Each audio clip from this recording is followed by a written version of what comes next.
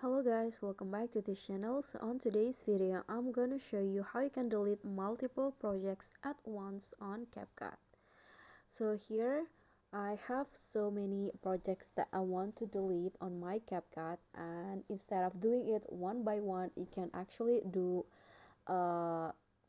deleting the project at once. So here how to do it. So first you need to open your Capcut and then just click on this pencil icon, this little one.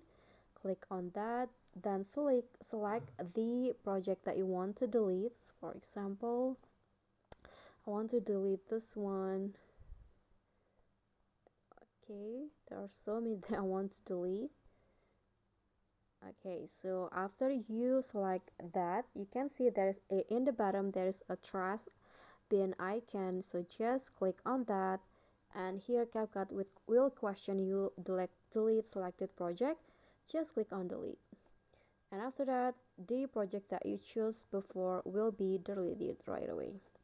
Okay, so that's all for me. I hope this will be helpful. So thank you for watching. Don't forget to click thanks, like this video, comment and subscribe. Bye.